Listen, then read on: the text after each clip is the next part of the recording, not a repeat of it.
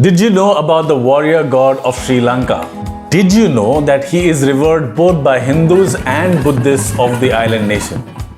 Did you also know that this particular warrior god actually moved from the Himalayas to the southern forests of Sri Lanka because of love of a particular princess? Maybe you haven't heard all of these stories, but now you will. Let me take you through the fascinating story of Kataragama in Sri Lanka. Most Indians think of the Ramayana when they think of Sri Lanka. But the fact is that the ties between our two countries go beyond this particular religious epic.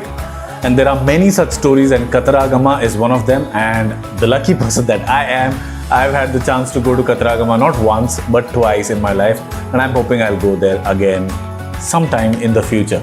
So the story of Kataragama goes something like this. Lord Shiva and Goddess Parvati had two sons, and they used to live in the Himalayas in North India.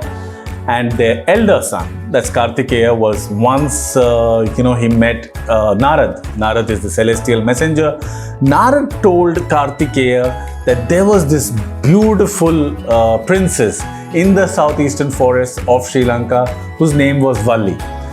Now, the description of this princess by Narad was so interesting that Kartikeya actually fell in love with this princess without having met her. Okay? And he decided to go to Sri Lanka to get a glimpse of her, and off he went, and he had a lot of adventures along the way which sort of cemented his position as the god of war. And when he reached Sri Lanka, he of course got married to this particular princess. Her name is Valli. A great story, but there is a twist. Now the twist is that Kartikeya was already married to Tevni Amman. Tevni Amman, on the other hand, when she got to know about this, she decided that she was going to fetch her husband and bring him back. She left and she went to Sri Lanka, again to the southeastern forests, and she tried to convince her husband to come back, but he wouldn't listen. So finally, Lord Kartikeya, along with his two wives, settled down in Kataragama, and maybe happily ever after is a term that we could use for them.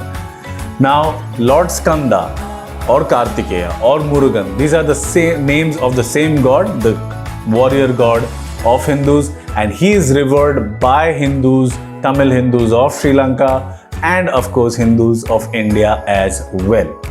But there's another story from the Buddhist perspective, okay, and it's a really interesting one as well. Sinhala or Sinhalese people from Sri Lanka believe that Lord Gautama Buddha actually visited the island 3 times in his lifetime. And on one of those visits, he met a king, a very able, just and courageous king whose name was King Mahasena. When King Mahasena listened to the sermons of Lord Buddha, he decided to dedicate his life to the promotion of Buddhism and also its protection. Now, Skanda of Hindus or Murugan is actually also the deified form of King Mahasena of the Buddhist people. So the stories are different, but the god and the temple is the same, and it has the same kind of reverence from both these parties, or the person who's protecting the Buddhism on the island. Mahabodhi tree, under which Lord Buddha attained nirvana, is also planted right behind Skanda's or King Mahasena's temple. So that's the significance of this particular temple, though it's really humble in size. It does not have the kind of scale that a lot of Hindu temples do. Sometimes it may deceive you about the importance of its cultural and religious aspect of Sri Lankan life. So, though Skanda or King Mahasena's temple is really important to the cultural and religious life of Sri Lanka, that's not it. There's even more. There's a massive Dagoba, or it's called Kiri Vihara. A Dagoba is a Buddhist pagoda sort of thing, and it's really huge in size. And it is said that where the Kiri Vihara is constructed, or where it is situated today, is the same place where King Mahasena met Lord Gautama Buddha. Not just that, there's something more. There's also the Muslim faith which finds place in Kataragama and its religious complex. There's the mosque of Al-Qidr. A lot of Muslims believe that the streams next to the mosque, and if you drink water from that, you will actually go directly to paradise.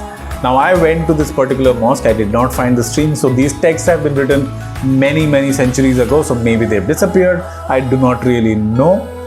But not a lot of foreign tourists go to Kataragama and this complex. It's a beautiful temple town with different kinds of people, a lot of different kinds of rituals that happen over there.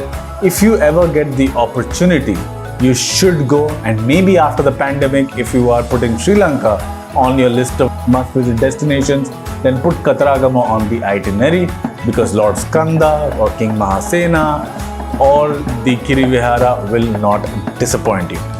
That is from me in this video. I shall see you in the next video with another interesting story which brings together and travel.